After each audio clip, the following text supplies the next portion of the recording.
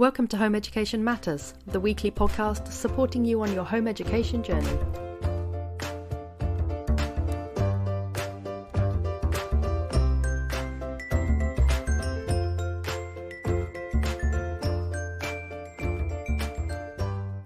Hello, and today I am joined by Helen, Harrold and Jenni, Cassidy.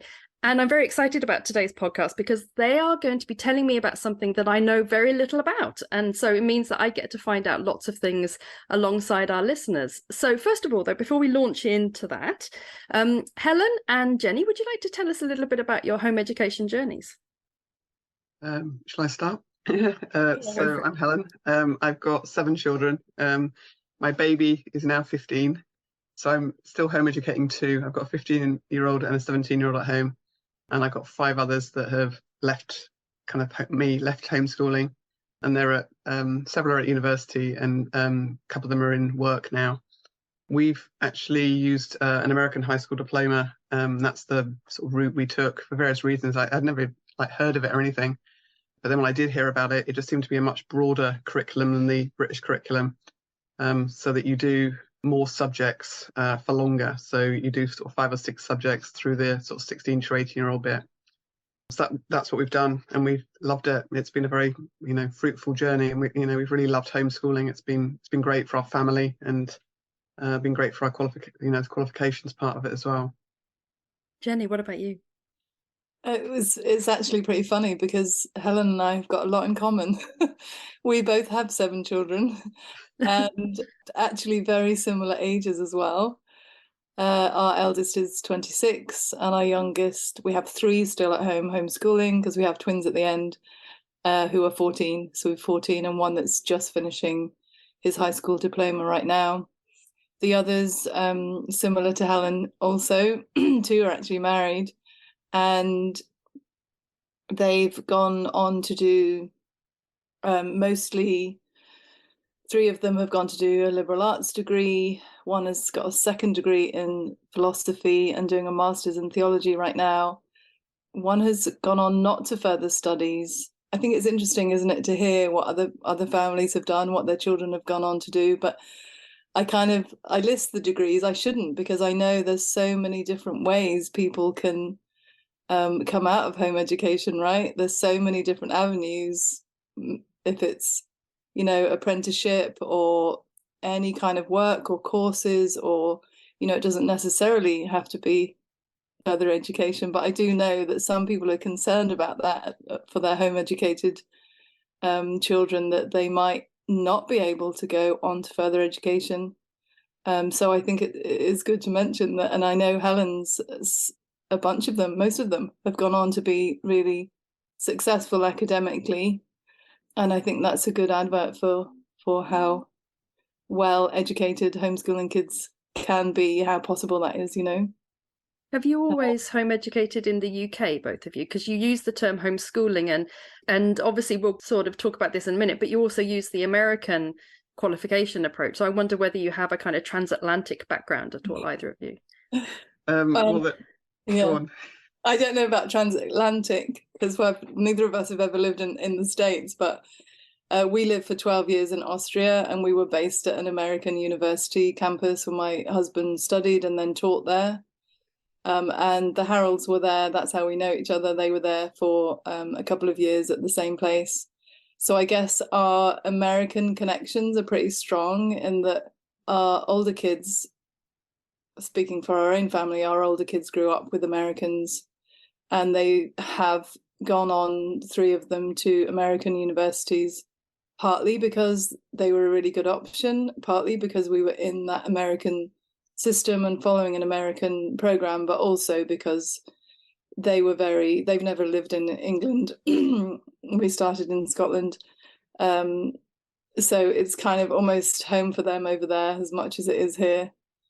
So yeah, because I tend to use the term homeschooling because myself and my children, we traveled around and lived in lots of different countries, and of course all over the world that's the term that's used, and so you get used to that, and actually invariably most of the home educators you meet abroad, they're American homeschoolers, so you get sort of used to that being the term, don't you? Okay, I didn't even realize. That just shows we're surrounded by Americans. So tell us a little bit about your unique approach to home education, because I know you came on a Facebook group recently and you mentioned about this, and I had heard a little bit about the GCSE equivalents that Americans do, but I didn't know much about the A-level equivalent. So tell us a little bit about that system and why you think that's a helpful route for home educators to take in the UK. Okay, so our kids were doing this high school diploma, and we wanted them to have the option to be able to go to a British university. So we had to kind of figure out, was that going to be enough and how we were going to do it. And it kind of sometimes can be enough to have the high school diploma and to get into a British university, but it often isn't. So then you need an extra qualification. So the qualification you need is something called an AP exam. It stands for Advanced Placement, and it's so it's like a kind of equivalent to an A level. So we had to find it out, really. We had to kind of find out, and I suppose it made sense for us to look at American exams because we were in an American education environment anyway. So we investigated the AP exams, and then we've had children. Now we've had children that successfully have done them and have gone to university. And the way that they're different is that they're a 1-year exam, so it's a 1-year qualification, and you tend to need 3 of them.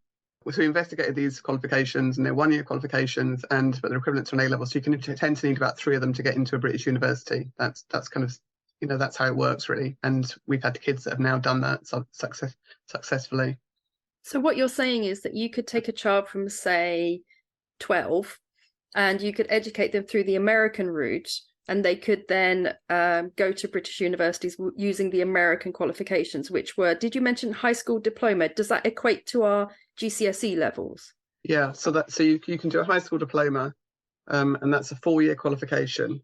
And children they usually start it at 14, but they can start it younger. So it's a 4-year qualification, and then and that's equivalent to 5 GCSEs. And what's kind of exciting about that as well is that there's now there's actually another Facebook group that has set up for people looking and exploring these alternative qualifications. And just recently, just last week, there's an American lady who's actually providing like the umbrella school for British kids to be able to do these high school diplomas. So up until now, there's only been American organizations that you can do these high school diplomas with. But she's actually doing it for the British market. So she's setting it up. It's called Homeschool Directive. So she's setting it up, these high school diplomas for British kids and British families. And that's, starting now, really. Do you mean sitting the exams with them or studying the subjects with them? So you design your own high school diploma yourself, really, with them, with Homeschool Directive. And some courses there will be exams, and some courses the parents are going to set the exams. It's such a different system. I know it's such a different system to get your head around. So it's not like GCSEs. It's not that you'll get tested at the end of the year, with a public examination. There won't be public examinations unless you choose to use a GCSE for one of your high school credits.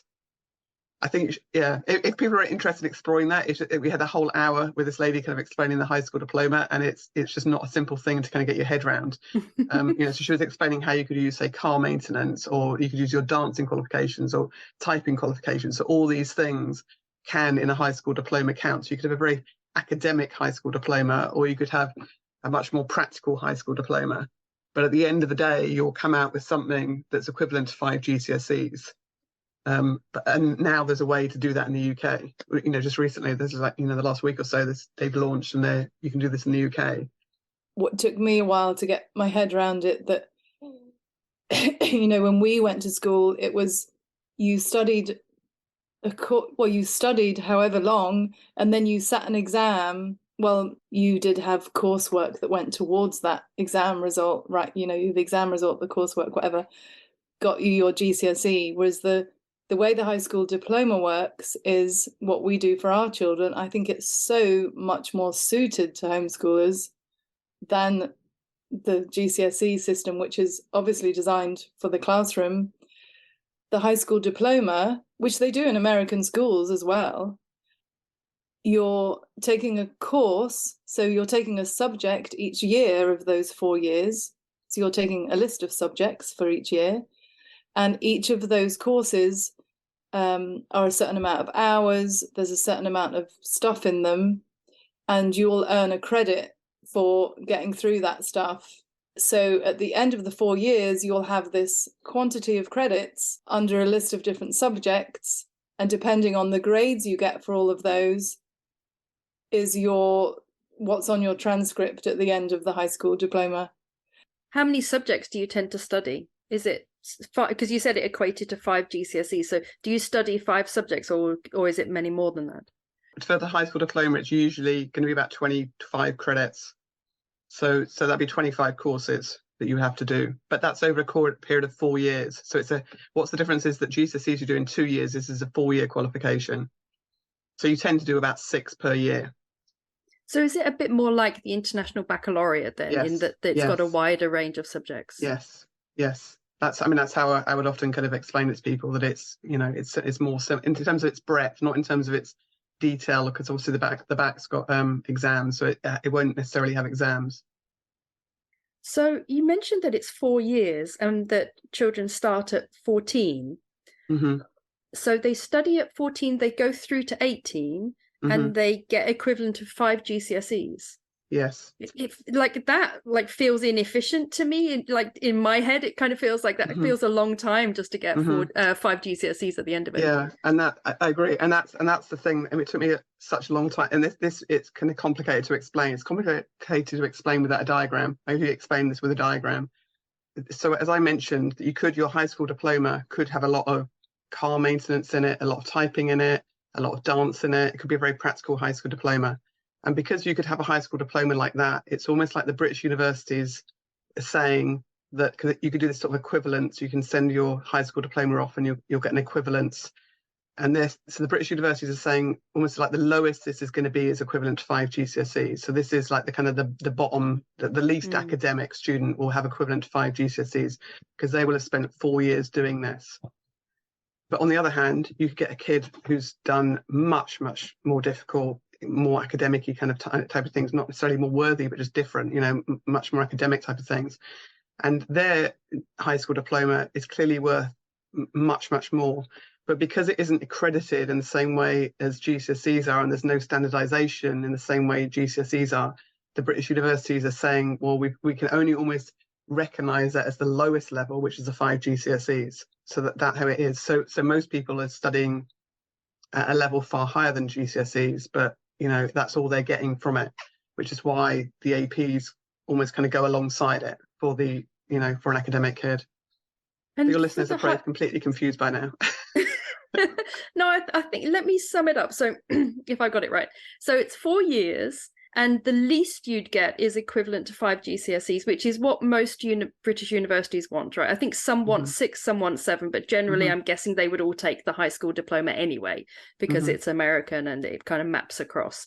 So do they have to take 4 years to do it? So what if they were like super academic and I don't know, or like they already had a couple of GCSEs, because a lot of home educated children sit them early. So could they actually fast track through it and say finish at 16?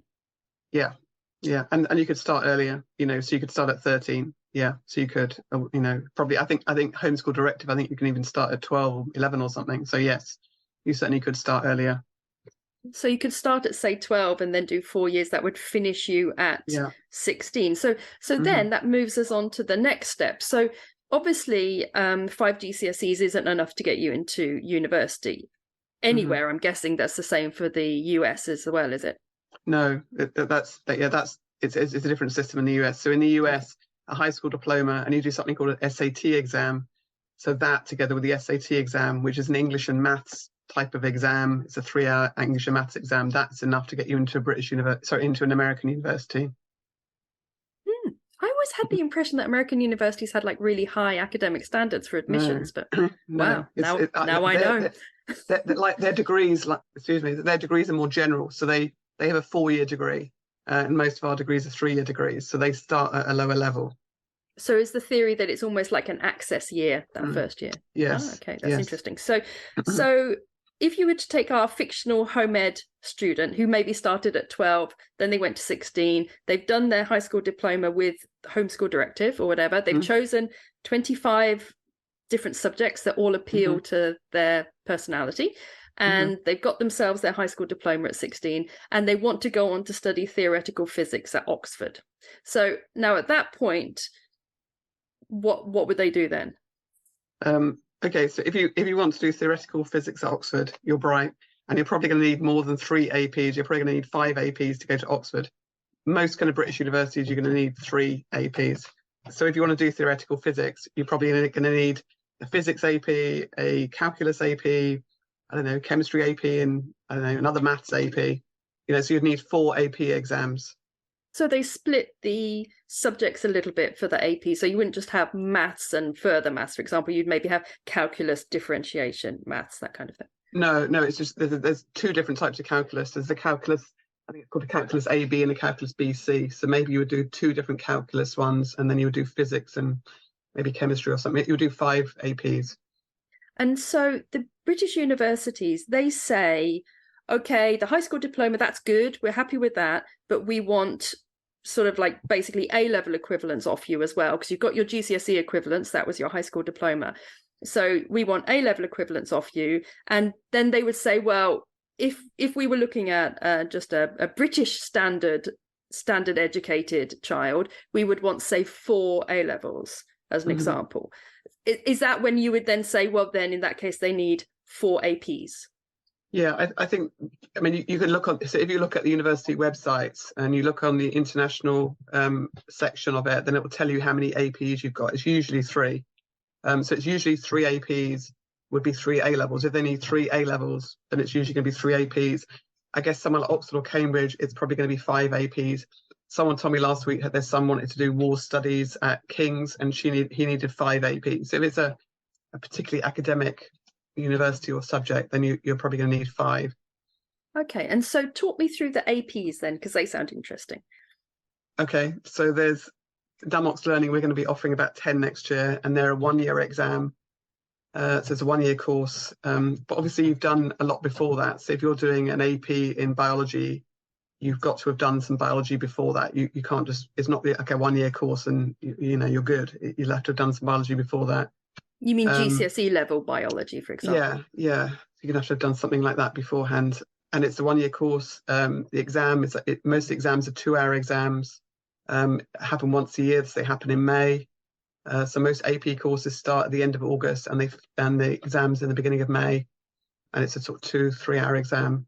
It's 1, 2 to 3 hour exam. Yeah, 1 exam, just 1 paper. They only have 1 paper, any of these subjects, any of the APs. They're different. Like, they're different, you know. When you hear people saying things and you think there's got to be a catch here, because well, like what's the catch? Yeah. Because obviously A-levels they're normally 2 years, and there's multiple. I mean, my son's doing A-levels, and I think for one he's got 4 exams he has to sit, not to mention £1,000 worth of practicals that he has to go to a centre to sit. But you're saying that because they're American, they map across to our A-levels, even though they're 1 year's worth of study, and they are they're assessed by 1 exam at the end of it. Yeah. So if you look at the UCAS points, so if you like, so UCAS have a system, and they tell you how many UCAS points your qualifications equivalent to, and the AP will only have half the. So I can't remember how much it is. Say it's you get 500 points for an A-level, then you only actually get 250 points for an AP. So it's only so the universities almost understand that it's not equivalent to an A-level. But in terms of when you apply to university and when you look at the what they want on their website, and when it tells you how many APs, they only will require, or pretty much always, they'll say 3 APs. The reason being that the Americans don't have the option of doing an A-level. They don't have something that has 500 UCAS points. There's no such, it doesn't exist for them. So if an American's coming to a British university, the best they can do is have an AP. That's the only thing they have on offer. So that translates for us as well. So we're kind of like, we're lucky. We've kind of almost getting in to a British university with kind of an American qualification, which we, I know it hasn't got as many UCAS points, but in terms of getting into a British university, then that's what they're offering, and that's what we've got people this year who are going to York, for example, and she's been offered, which is she has to get 3 APs to be able to go there, and that would usually be 3 A levels. I thought that when you applied to university, you applied with UCAS points, but you don't do that if you're doing No. APs. Yeah, no, you don't apply. No, so they tell you that they want 3 APs, and then that's what you've got. You've got 3 APs. I suppose in a sense you're an American student, and you're, imagine if you were American, you lived in America and you wanted to come to a UK university, that's what they would require of you. So it's like coming in as a foreigner in a sense, I suppose, right? See, that leads me on to my next question, which is that, is there a worry that they may look at these English people or British people who are now applying with APs and think, hang on, they're getting in when they could have been doing A levels and they're doing half the work? I think for us, it almost, it wouldn't make sense for us to do the A levels, because we're kind of in this American system. And say, for example, the maths, the British maths is quite different from American maths. So we've been doing this high school diploma, so it makes sense for us to continue doing kind of the American maths. It almost like would be strange to kind of switch over to do A levels. And the same with the science, same with a lot of the subjects, really. They're definitely, they're slightly orientated differently. So it makes sense for us to stick with the American system. But obviously, if you've got students who are not able to do it, I suppose we have more time. I suppose it also gives us more time to do other things. So we're not as which is, I think why we think it's so great for homeschoolers, that our kind of higher level qualifications are taking less time. So we have more time to do other things, which is, a plus. But if you are getting into a British university with the kind of bare minimum and you're not ready to do, I don't know, physics at Oxford or something, then yeah, you would be very unwise, and you wouldn't want to surely go there with the minimum qualifications, and you would want to do extra reading and extra, research and stuff. I think no one's suggesting that you only want to do the minimum. I've got so many questions. I feel like my brain is like a whir of questions because it's all so different. I mean, it's taken us a long time. Would you agree, Jenny, to get our heads around this? I mean, it's it's complicated. It's definitely complicated. So you mentioned, Helen, that your children have sort of always been in the American style of education. So I'm guessing that when they apply to universities, they just say, we're following the American curriculum, and the university's like, oh, okay, in that case, you need 3 APs to come in. But what about a child who's followed the British system all the way through and then gets to 17 and thinks, God, this is a lot of hard work, I'm going to switch to APs? Would they be able to sort of apply in that same sense and just say, oh, I'm following the American curriculum for the end bit, basically?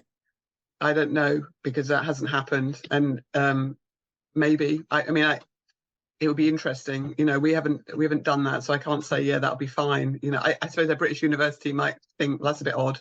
Why have they done that? I suppose I would if I was the British university, but then I guess if you have a good reason for it, maybe the child would be able to say, well, I actually want to do 5 subjects, and I wanted the breadth of study, so that's why I wanted to do it. So, or I'm homeschooled. And doing as a homeschooler, I think you could certainly argue that as a homeschooler, doing A levels is just prohibitively expensive, and the practicals and things are just so expensive. So this was a kind of route into university that was possible for me, and I just couldn't afford, or we couldn't manage the, so say for example the science, there aren't practicals with the AP. There aren't any. That was my next question, actually, because I know that a lot of people who go to university to do science, you can actually not do the practicals, but I know that the universities like you to have done the practicals. So I'm wondering, does that map again with the APs, or do they just think, well, there's no chance for them to do them for the APs, so we don't discriminate against that? I don't know how the universities view it, but I mean, there isn't the option to do the practicals with the APs. So I guess any American who is in a British university doing science got there, maybe they'd have done practicals, but in terms of their qualifications, there's no qualification that involves a practical.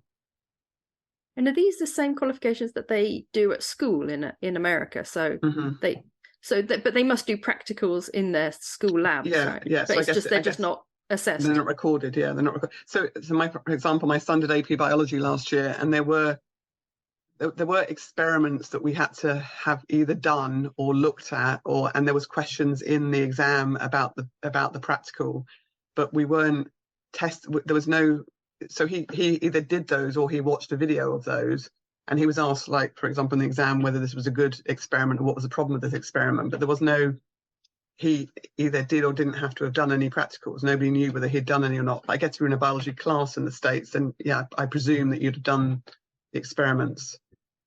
Yeah, in actual fact, GCSE astronomy is exactly the same, where you have to have done a certain amount of practicals just to answer questions in the exam paper about it, but you don't get assessed in it as such. So yeah, it's a similar kind of system. We interrupt this broadcast to remind you to like and subscribe to our podcast. And don't forget to join our Home Education Matters Facebook group, where you can find details on all our podcasts, any links or resources mentioned, chat to our guests, request upcoming podcasts, and even come on the podcast yourself. Do join us over there. So my next question then is, if they take a year and they equate to an AS level, are they the same academic level as an AS level? Are they basically like the first year of A levels, or are they the same academic amount of as an A level but squashed into 1 year? I mean, it's really hard to know. I mean, so again, my son who did biology last year, I mean, I'd never done any biology. I really tried to help him with it, and I showed the A level, I showed the AP biology syllabus to some friends who are sort of teachers, and they said that some of it was above S level, you know, the old S level. So some of it they said was way above A level, but I don't think it all could have been, you know. So I think it's just a different exam, you know. I think it's just different, you know. So I don't think it's an A level squished into 2 years. I don't know. It's just different. I don't know. I'm not sure that I would know enough about A levels and could compare an A level with a AP and tell you whether it was easier or harder. I mean, it's different. To give you an idea, I think that for A levels, most home educated students tend to do about an hour and a quarter per subject per day studying, 5 days a week.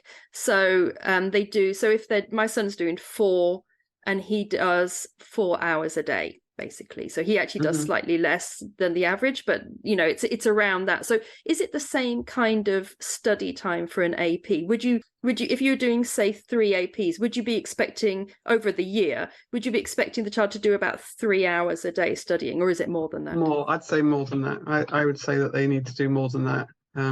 Yeah, but I don't think we're talking about 2 hours a day, but yeah, I would say that you are talking about more than that. To get it depends what grade you want, but yeah, to get a 5, then the marking is like 1 to 5, 5 being the highest. So yeah, to get a 5, then I'd say that's, yeah, you would be spending more than an hour a day on it. Okay, and so then they're graded 1 to 5, and is that the same for the high school diploma? Is that great? Are they graded in the same way? Why don't you explain, Jenny? Why don't you explain the high school diploma a bit? Everyone's fed up hearing me. Sorry, you're great, Helen. You're a mine of information is the thing. That's true. Any question, Helen knows the answer. Yeah, the high school diploma, each subject, you get a grade at the end of that subject. So I think the difference in America, when you were saying about how an American university, if they're looking at a student deciding whether to accept them or not, that when they're seeing their high school diploma, it's not just like, oh, this kid has got a high school diploma. They can look at the transcript and see over their 4 years of study, oh, look how many science subjects they did. Look how many, maybe depending on what they're looking for, they can see somebody could be really heavy on the science, some could be heavier on the art and drama, or so you can see that high school diploma, know what they've been doing for 4 full years, which I think that is such a good representation of what we do, much more so than they pass this exam and this exam and this exam. I know it's not quite like that, but it's you're getting a transcript of the 4 years with all the subjects and what grade you got for each of those subjects, and then on that diploma transcript, it will say how many credits you got, depending on, some courses you might have got a half credit, some you will have got a full credit. So all those will add up. There's a minimum amount of credits you have to have for English and maths and certain things. And then there's electives you can, the ones you can mix that can be added on top. And then they'll take typically what a university will say in their requirements is you need a high school diploma with a grade point average, a GPA of a certain number, and the highest number. So if you got straight A's for all your subjects, all 4 years, you'd have a grade point average of 4. If you got, say, a good bunch of A's, some B's, or whatever, as it goes down, it will be like a 3.8 or a 3.5. So when you're looking at your entrance requirements for a university, it would say you need a high school diploma with a grade point average of whatever, and you need a however the APs or whatever, but for the high school diploma they're looking for that grade point average and how many credits. They're graded like A to F or something. Yeah, the grades for each subject will be A, B, C, D, E, A to C, I think D. And then if you get a half credit, is that because you kind of failed it or something? No, that's because you'll have done the half the amount of, well, with the program we follow, it's typically 120 hours over 32 weeks for a full credit and 60 hours for a half credit. So depending on what you maybe just get a half credit in some art that you've done or something that you've done over half the year, or you've done less hours, through the year or whatever. So it sounds quite structured. I'm guessing it's quite structured as a program, is it? There's no room for, you mentioned there's lots of different subjects. Is there any room for like that kind of unschooling approach where they just they're super interested in geology or something and they don't actually sit it formally and then they just take the exam at the end? They just like take an exam or a credit or whatever. I think with the program that we do, no, not particularly, but I think with other high school diplomas, so with the homeschool directive, absolutely. I mean, that's how their one will be. So for their one, if you want to do studies in geology, or they were mentioning studies in setting up a website. So if your kid spends 120 hours setting up a website, you could get credit for that. So how do you prove the hours that they've spent on something? The parent will have to sign something saying that the students spent 120 hours in it, and that will give them a credit. It feels like weirdly unmonitored. Trusting, yeah, no, it is. Yeah, and it's very trusting. Yeah, it is actually. And it's very advantageous to homeschool. I mean, I think for years, why would anyone do GCSEs? I just don't understand why you would do GCSEs, personally. I mean, it's just, if you're making the radical, crazy decision to homeschool, then why not go all the way and take that extra step and, do a high school diploma? I mean, to me, in my mind, it's just so much better. Because it's easier. No, I don't think the one we do, I don't think it's easier at all. It's just different. It's just so different. It's just such a different approach to learning. The one that we do, the approach is mastery. So if you do an exam and you get a B in it, they would like you to do the exam again to get an A in it. They don't want you to get the B in the exam. They want you to do it again. They want you to get better and to learn the subject, and that to me just makes sense, so and also you wouldn't move on until you get the A, not for every kid, because not every kid's going to get an A, but for an academic kid, that they want you to get that before you move on. So you can have multiple resets. Easier. Yeah, you can have multiple resets. Yeah, because the idea being that you're done when you know it. You're not done when you've passed the exam and you get whatever grade. That's not it done. It's done when you're.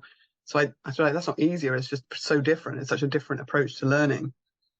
I was going to say it's much more of a homeschooling, a home educated way of learning to me than. We've a good friend who she put some of her kids through GCSEs. I've just had one of mine take a maths GCSE in an evening class actually, but this friend, she has experience on both sides, and it's just such a different, to me it seems as if like your GCSE is like you're getting this ticket to get you on to the next thing, and you're learning, but you're receiving so much information that then you're regurgitating for a test to see how much you remember. So often it's kind of, I don't know, would you say that you've got the more experience, Eleanor? Probably. It's very like that, yeah. Whereas surely as home educators, we want our children to learn in a different way. Part of not having them in school is so they don't have to jump those same hoops that school kids have to jump, because that's part of being in school, and it's so great to have the option of not having to do that whole, that's I'm guessing part of homeschooling.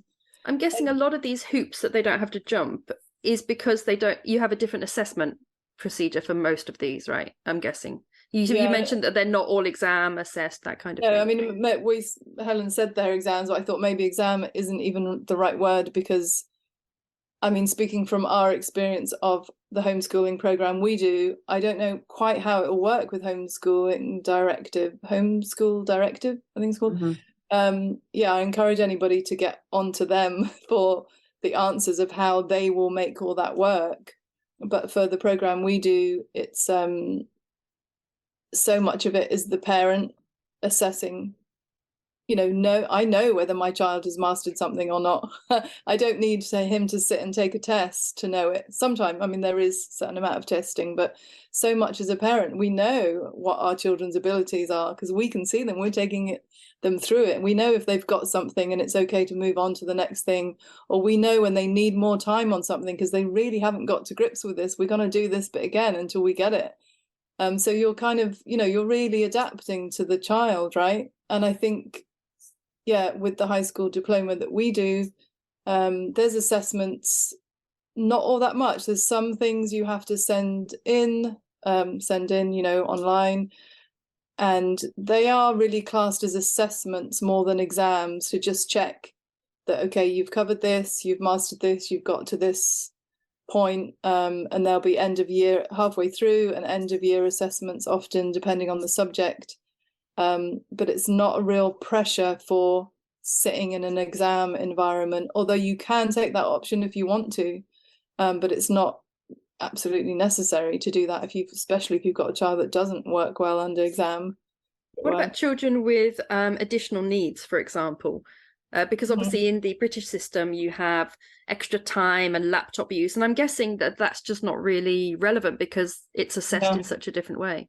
It sounds much more inclusive, actually. Yeah, I mean, we've got a son there who's just finishing, and he has learning difficulties, dyslexia, and audio processing and everything. But I keep saying to myself, I'm so pleased we're doing this and we're not doing the normal system, because I've really just been able to adapt it for him. If it's difficult for him reading something, I'll read it aloud to him. Or if he can't write the paper that needs to be assessed, we can do it orally, and I can say that, he can tell it to me and I can write. It's like, I suppose I'm the equivalent of the classroom assistant in the school. You're the scribe. But I can make that work for him, and he's going to get his high school diploma. But I think if he was in school, he would just be at the bottom of the pile, and it would be really, really hard for him, and it would be a struggle. So, you can get the minimum. We're going for the minimum amount of credits just to pass. He won't get straight A's, but he'll get through, and he'll have that high school diploma qualification. And I'm guessing the British universities maybe don't look so much at the grade average or whatever. If you're applying to universities, for example, with the high school diploma, they maybe don't notice so much that, or do they still check out that 3.9 or whatever? Yeah, I think it's about 3. I mean, it varies, but I think it can be as low as 2 in some of the British universities, depending on the university. But yeah, I think most of them want 3.5 or something like that. It's really nice the way it puts parents back center stage, actually, because I know my son was doing GCSEs. He staggered them over years and years, but he was doing some during COVID. And we were trying to get certified grades, and I'm actually a trained teacher, and I couldn't certify any grades for him at all. They didn't trust me to do anything like that. And obviously I'd educated him all the way through, and it was very frustrating because I thought, I know exactly what grade he's working at. I'm not going to lie or cheat, because that's not, like, what lesson is that to give him for a start? And it was very frustrating because I felt really locked out of the process of his learning, when actually I'm very involved in the process of his learning. It sounds like the high school diploma, you're much more center stage as a parent there. Yeah, definitely. Yeah, I would say so, for sure. It's much more conducive to homeschooling than trying to fit something that they're doing in school into your, as you say, your home life, your parenting, your way of teaching your child. For sure, it has that flexibility. You mentioned English and maths, and obviously in the British system, universities generally want a pass in English and maths GCSE, even, to go to university. And actually, I think they're now talking about needing that for student loans and all sorts of things now. And you mentioned English and maths, that there's particular credits that you need for the high school diploma in English and maths. So is it that you need to have like 3 or 4 English-based credits and 3 or 4 maths-based credits? Is it that kind of thing, that you have like compulsory English and maths credits? Yeah, so you need that, but obviously the maths level can be different levels. So some kids might be doing maths, level 1, 2, 3. Another kid might be doing maths level 7, 8, 9. So the level of maths could be very different for 2 kids. But yeah, for I think almost all high school diplomas, you'd probably need at least 3 years of maths and 3 years of English. Because American maths is quite different, isn't it, to British maths? The way they teach it sort of like we tend to do lots of different things every year, whereas they tend to focus one thing per year, don't they? Yeah, that's right. Yeah, they tend to do, so you spend a year doing algebra, or probably 2 years doing algebra, and a year you're doing geometry. When in British school, you might do a week of geometry and then a week of algebra. But yeah, no, you do a year. Yeah. And when it comes to English, is the assessment and other credits, they tend to be quite American English focused? So is it American literature that you study? Is it American grammar that you're expected to use, or does it sort of like translate across? I think the high school diploma is whatever, if you want to do English literature and English grammar, you do that, you do credits in that. And if you want to do American, it's up to you. You would choose that sort of thing. It's really flexible then, right? Indeed, yeah. And I wonder, Helen, even if the homeschool directives, maybe you can do British maths and get a high school credit for that too. I mean, we've been doing a slightly different thing, but we're kind of talking about homeschool directives because we're so excited that we've done the really all American thing, because that was all that was available to us. But now that these people have come along and are offering something that they are tuned in to what's happening in the UK, and they know that, we're just dealing with Americans who have no idea what the UK system is like, or whether the American maths is any different than the British maths. They wouldn't know. We're not. It's great to have people now that are going to be helping families, are going to understand the way things are different. Because I'm guessing you had to send your work off or whatever to an American umbrella school, did you? Yeah, and we did. For years it was, it was by post. We had to send it off by post. Now obviously it's, it's just online. Yeah, we do. So ours is kind of accredited. We are part of an accredited school. So so there is some standardization in the work that we send off. Yeah, it's not an umbrella school. It is an actual school. It's registered as a private school in America, and we do distance learning with them. So it's more narrow. Was the homeschool directive? Am I saying it right? It's a funny name, isn't it? It needs to be like the Easy Exam Company or something. No, you're right. It's not easy. It's not easy. I'm sorry. I'll stop saying that. The More Flexible Exam Company. That's a better way of putting it, right? So is this homeschool directive? That's not your company, though, I'm guessing. No. I feel like we're plugging it, aren't we? We should get a cut, Jenni. We should ask for a cut. We should be plugging our own company. So the homeschool directive, they will be the people that will be assessing the high school diploma. So people won't have to send their work off to an American thing, and they can get the British stuff maybe just more recognised, I suppose. So what about the APs then? How are they assessed? So you would do the high school diploma through homeschool directive or somebody else, or maybe not even, maybe just do GCSEs. But then occasionally it is enough to get to a British university as long as you do something called an SAT exam as well.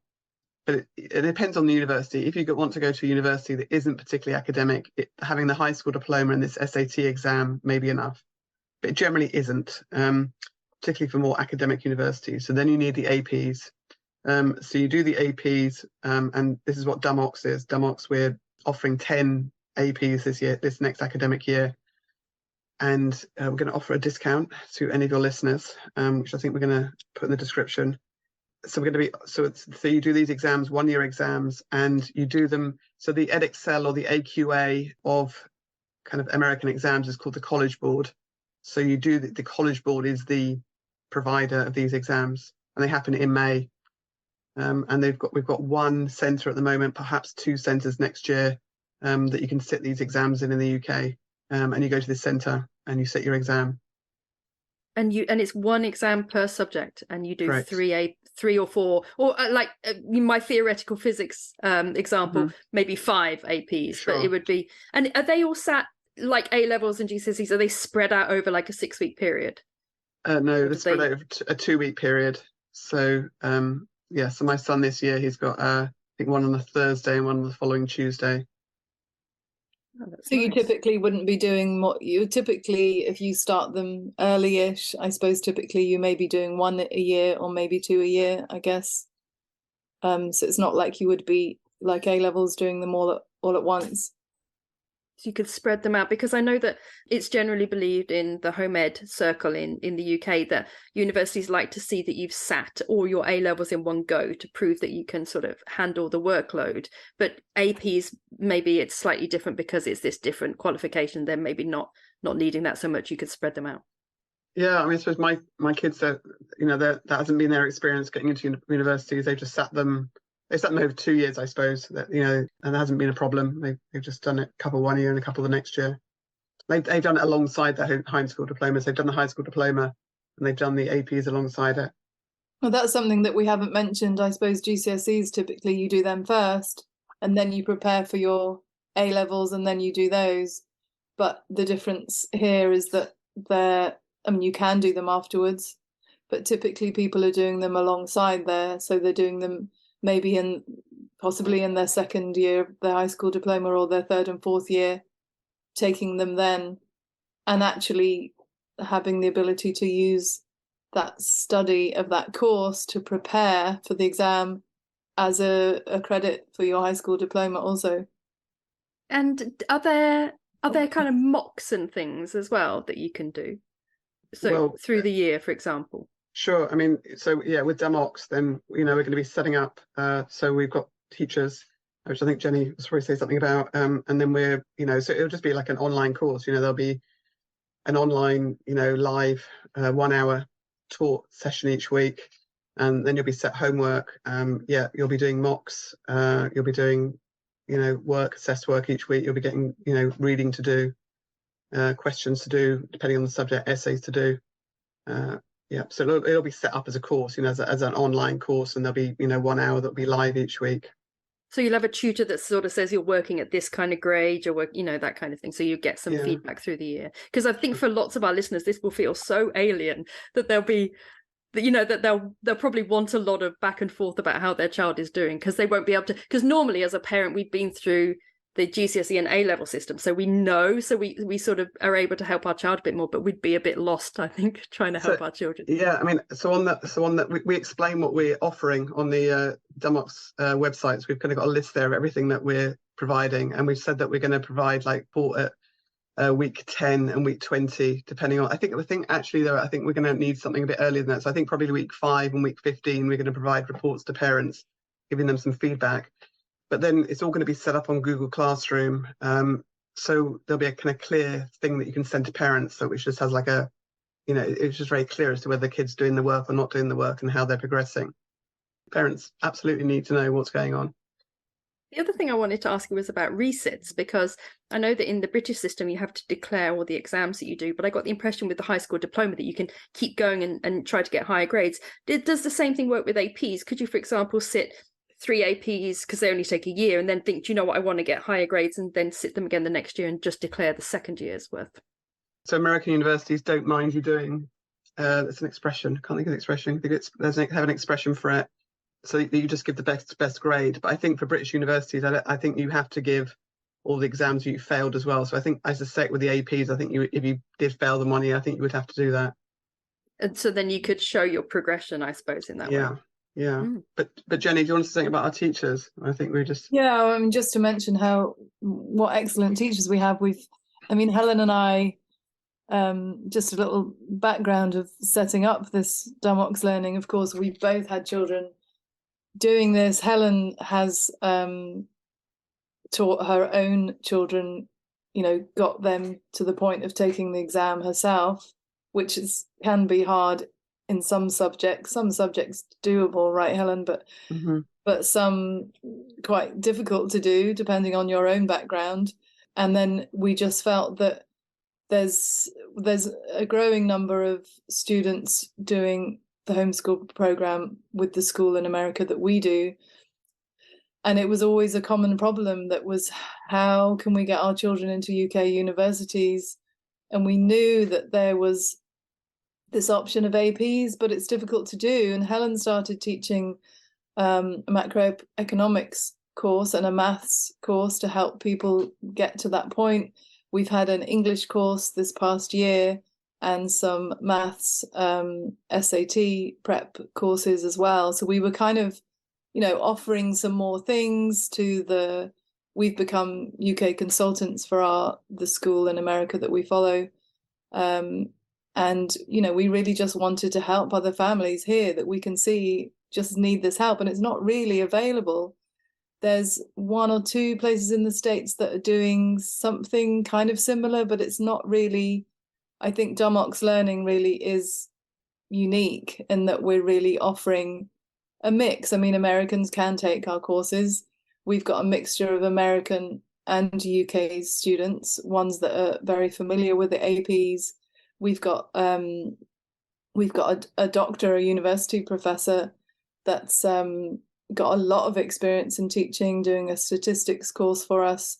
We've got just really excellent teachers that have, some of them come to us and wanted to help and wanted to contribute in this way, as it were, to the whole homeschooling world in this country, which is so exciting. We didn't really expect that we would have the caliber of teachers that we've got. And we actually didn't even expect that we would offer so many courses. We thought, let's just start, see if we can get some people to teach a couple of courses, see if we can help out in that way. And it's really grown, and we're really excited about how it's going to go in the future. And just having those great teachers, having the variety of courses that we've got to offer. And it's an exciting way forward, I think, for the whole homeschool world in this country. I agree. And one question I have for you is that I'm guessing there's going to be people listening to this whose children are, say, like 15, 16, because there's an awful lot of children at the moment that are being taken out of school quite late, and they're now homeschooling.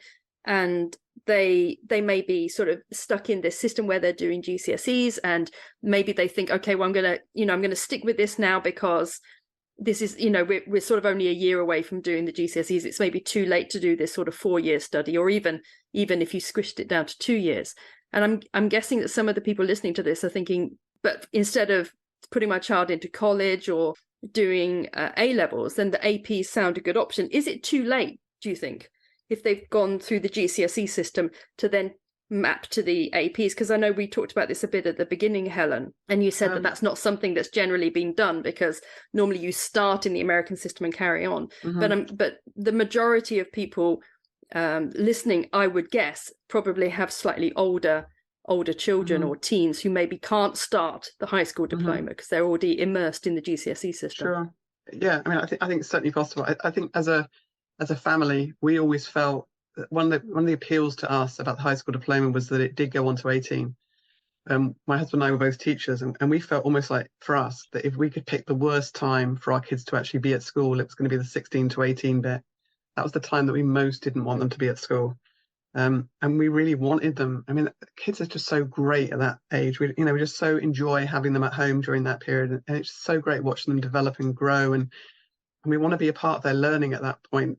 But it's not easy, because obviously my son helping him through his biology last year was just, well, I know why I never wanted to do biology myself. I mean, it was just really tough, So the academic part is tough.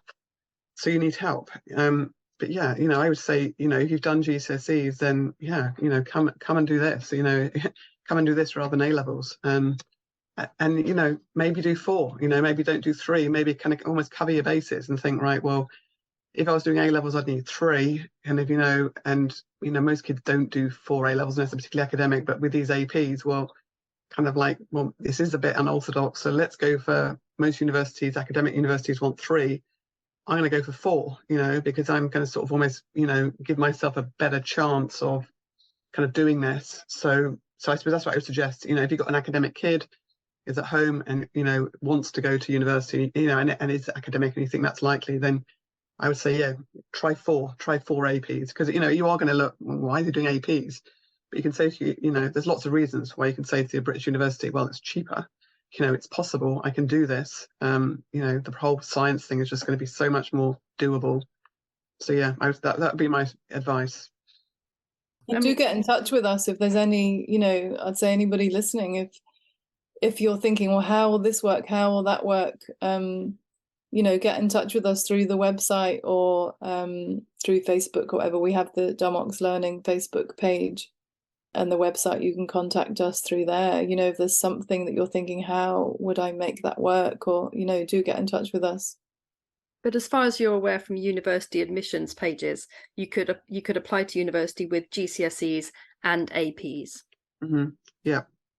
Yeah, but talk to universities. Universities are good at getting back to you. So, ask them those questions and say, A-levels are just super expensive as a homeschooler. Give your reasons. Why you're looking at this, and see what they say. That would probably be a wise thing to do before embarking on this. What about European universities and things like that? Does the same thing hold for that? Is it sort of 3 APs generally for those? Yeah, I don't know much about it, but I would imagine so, because obviously Americans are going to be studying at European universities, other universities. I couldn't see why it wouldn't be that. I suspect it would be that. Do Americans standardly do 3 then? No. So Americans standardly don't do any. So Americans tend not to need. But they do the APs. SATs and the high school diploma. So so if the Americans do APs, they're doing it to get college credit. So remember, we're saying that the American university system is almost like a lower level. So if an American student does an AP, then they get credit off their university, and that's why an American may do an AP. So to get some college credit, they would call it. Is there a chance for British students to do the high school diploma and SATs instead of high school diploma and APs? Which yes. do you call apps? I'm tempted to call them apps. APs, apps. No, SATs and apps. They're called APs. So yes. So our kids have actually done 3 of them. They've done the high school diploma. Some British universities want a high school diploma and APs, and some British universities want a high school diploma, an SAT, and APs. So the SAT is a simpler exam to prepare for. It's an English and maths exam, but it's an English exam. There's no required text or anything like that. It's like a reading comprehension exam. And the maths exam is, the maths exam is a maths exam, but the English part of it is.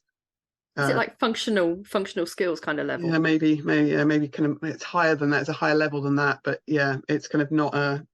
It's like reading comprehension, really. That's it, and grammar.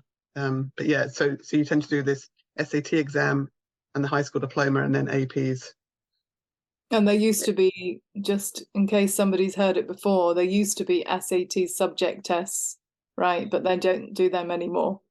So I noticed that you said, Eleanor, SATs. There used to be a thing called SATs because there was different subjects you could do it in, but now there's just one SAT. It's like a general SAT. There's not subject ones anymore. It's the APs that do the subjects.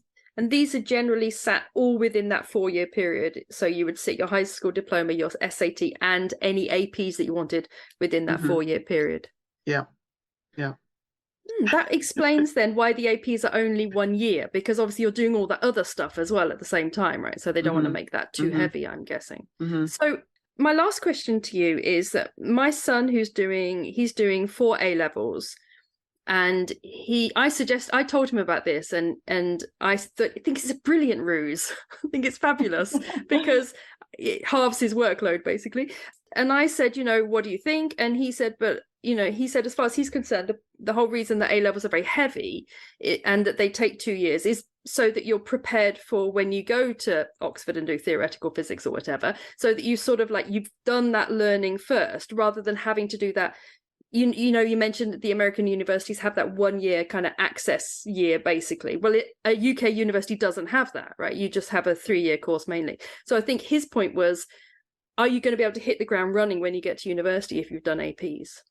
Okay, so I think my son has just gone this September to Sheffield to do a maths degree with these American qualifications, and I think his experience was, so he's gone to a British university with these American qualifications, and he has done a lot less maths in some ways because he didn't do maths and further maths, which most of the other, I think everybody else did maths. So there's certainly been things that he has found like really difficult, that's been really hard. But there's also been other courses. For example, they've had a geometry course, and his geometry course, because the American maths was so sort of specialised, and he did this geometry course, he's found they've been doing lots of proofs and things, and a lot of these British kids had never done any of that. He found that very easy. There's also been some other maths sections. He was telling us about a project recently that they had to write up something, and so they had to write an account of it. And several of these other kids have never done past 16, and they've never done any essays because they've done their double maths and physics.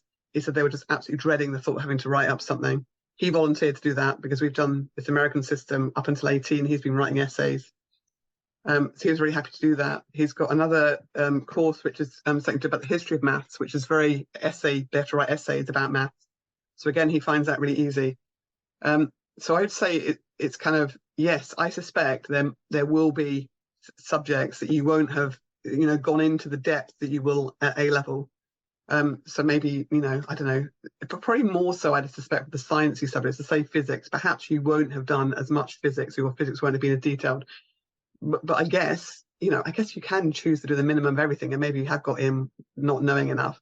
But I think, you would hope that your kids have done a broader thing with your high school diploma, and they've done other things. So I don't know. So he's, over, Christmas, he was watching videos trying to catch up on the things that he didn't know, and is kind of able to do that. So I'd say there were certainly things that he didn't know, as well as kind of British kids, but there were certainly other skills that he had that other kids didn't have. And I suppose I would suspect that would be the case for most of the children. What you lose in some areas, you gain in other areas, yeah, which I think is actually all children pretty much go to university with that kind of thing, where they've got strengths and knowledge in some areas and maybe not so much, particularly when you're home educated, because it tends to be a bit more freeform, doesn't it? Yeah. And I think if you're home educated, typically what I see in kids is that they know how to learn much easier than the child that's been through school. They're, we've always, you're encouraging them to be independent learners and to have a love of learning. And, to me, that typically homeschooled children are much more clued in to, okay, I'm in this situation, what am I going to do here? Like Helen's son, he's like, right, this bit here, okay, I'm going to watch the videos. I'm going to, they're just, to me, tend to be more capable at that kind of thing, and seeing where those gaps are and getting onto it to sort that out, or to, their capabilities to me are so often higher than your average child. Of course, every child is different, but, typically out of school, you've been fed so much of this is what you need to learn next. This is what you need, they're less independent as homeschoolers, much more independent learners, which I think is such a good thing, because they'll know what to do in those situations that they might, be lacking. Or I find that homeschooled kids usually get along just fine in university because they're much more capable learners, as it were, So you run a company, Dumox Learning, and you're going to be offering APs. You're offering 10 APs, and I'm guessing that most of the students you'll be working with will have come through the high school diploma route, or are you assuming that you'll be getting mainly British students who have done GCSEs at that point? It's hard to know what we'll get. I don't know. I would say a mix. I would say a mix.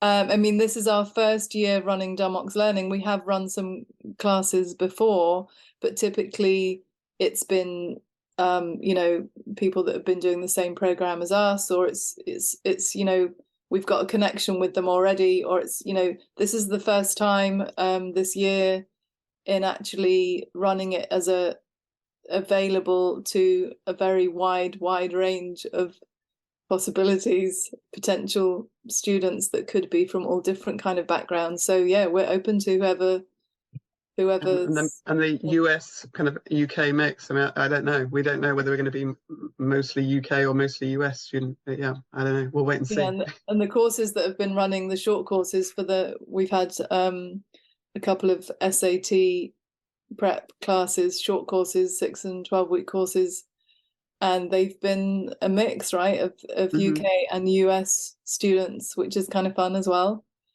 So they've been going already, and yeah, of course, last year, there has been some activity, but this is the first time it's been so open to any kind of variable. So we'll work with whatever comes. Exciting. So I'm going to tax you now and ask you which of the 10 APs you're offering. Can you remember them all? Like University Challenge, see if you can remember all 10. So, okay, let's go one at a time then, Jenny. Okay, so English language. And English literature. European history. Oh, you're helping me out here, Helen. World history. Statistics. Biology. Microeconomics. Ooh. Okay, now it's there's a comparative government course, and Latin. Is that US government or UK government? No, my son really wants to do it. I think it sounds fascinating. So it's comparative government, and they look at 5 countries. They look at, I don't know why these 5, but they look at UK, Iran, Nigeria, and China. And so was that 5? I think anyway, there's 5 countries that they look at, and they compare the governments in those countries. I think, oh wow, I wouldn't mind doing that. That's fascinating. And so then you had Latin, did I hear? Yeah, Latin. Yes. So we're who knows how many? Yeah, that's very highbrow, isn't it? So I don't know how many Latinists we're going to get. I mean, hopefully some. We've been talking to an organisation called Classical Conversations, so we're hoping that some of those might be interested. We haven't hit our 10 yet, I don't think. Okay, what we're getting? English language, English literature. So we've got 2 Englishes, 2 histories, human geography, statistics, economics, biology. How many are we up to? 9. Have you got maths? Are you doing just a standard maths one? We're still, there's 2 of them, we're still hunting for teachers. So pre-calculus teacher, we were still hunting for. But yeah, so I think that's, maybe that's 9. Maybe we actually got 9. And the SAT, maybe. Yeah, and the SAT prep. So yeah, and it, I guess if we have many more people signing up, I guess if we, it goes incredibly well, then we've still got to the end of August. So I guess we would still perhaps, offer more courses. We would perhaps take on more teachers and offer more courses if it goes, swimmingly well. We'll see. Yes, so if there's courses that we're not offering, please do tell us, because I'm thinking if there's a demand, if there's people say, okay, we'd really like to do, we've potentially got a Spanish course, but we're not sure what the demand would be for that. So if there is a demand for certain things, but people would have to let us know, we'd like to do such and such, but it's not on your list. If we have enough people saying of the same course, maybe we can make that happen. I think maths is the most popular A level now. Yeah. That's now the most popular A level. But you're not, I'm guessing that for my hypothetical theoretical physicist, for my hypothetical theoretical physicist, they would need physics, wouldn't they? AP. They would indeed, yeah. So that would be a case of just contacting you and just saying any chance of you offering physics. Yes, and I guess we'd need more than one. So we've had, for the last couple of weeks, we've had 2 people questioning about chemistry. So we have thought, chemistry, should we be offering chemistry? Yeah, if we have people wanting it, then of course we want. I mean, so much of this was a service. We wanted to provide this for homeschoolers, and that's how we started doing it. And then it was like, actually, this is becoming the needs becoming bigger than we anticipated, and how can we make this more organized? So yeah, if people want that, then absolutely, we'd like to do that. And this all starts in September and runs through to the exams in May. Yeah, end of August, last week of August. Okay, and how much is it per AP, or do you charge per month, or how does that work? £470 per AP, but we have an early bird, which is 10% off until basically for March. So you can sign up from the 1st of March, and then there's early bird for 10%. And then we were going to offer, I think Jenny's going to say what we're going to offer. We were hoping to offer to any of the listeners of this podcast, Eleanor, an extra discount with a code Well, we'll have that code in our Facebook group for sure. So anyone listening, do come and have a look in our Facebook group, because we'll put that code in there. Because actually £470 per AP is actually a very good price compared to A-levels, isn't it? Indeed, yeah. And it's much cheaper than, there's only one other person that's, you know, really competitive with us, and we're about half the price of their courses, because we're new. You know, we haven't done this before, so we're new and we're trying to establish ourselves. So I kind of, you know, one and only competitor really. We're about not all our courses, but with that discount, we're certainly about half the price. Well, it's very exciting. I think it's about time almost every podcast that I've done, I end up having a mini rant about the assessment process in the UK, because I think it's so annoying and I hate the way exams are assessed, and I hate the whole GCSE thing. And homeschooling and home education is so lovely right up until you get to GCSEs, and then you force your child to just jump through these pointless hoops, and they're very expensive, and they're very limited, the subjects you can do, and then lots of the really fun ones you can't do because they're coursework based or practicals or whatever, and it's really really frustrates me. So it's really nice that there's other options out there, and particularly options for, you know, for people that maybe like a bit of a range of subjects. It's very difficult, I think, in the UK. You tend to get encouraged to really narrow down very quickly. So it's really nice that you've got that choice at High School Diploma to be nice and broad. And then for APs, you could also get this mix of subjects. I think it's very positive. And it's such a time in their life that I feel like it's so sad for me to hear you say that they get to a certain age and then you've got to try and squeeze them into a certain... There's so much pressure onto what you should be doing rather than what you would wish to be doing. And I think when they're that age, that's the age where they really should be flourishing and really should be, you know, they start to discover that. I mean, even my 14-year-olds now, it's only this year that I feel like, oh, one of them's definitely way more artistic and really wants to just create all the time. And the other one's like, suddenly he's writing papers and feeling so proud of himself that and they're twins actually, that it's such a wonderful years, these last years of school, that you really want them to be doing the things that they are only maybe starting to feel passionate about, or finding themselves in, you know, you want to have that flexibility to be able to allow them to be themselves and not having to answer to what's expected of them, as it were. Yeah, and like I always say, I mean, you know, for me, the main tenets of home education are freedom and flexibility.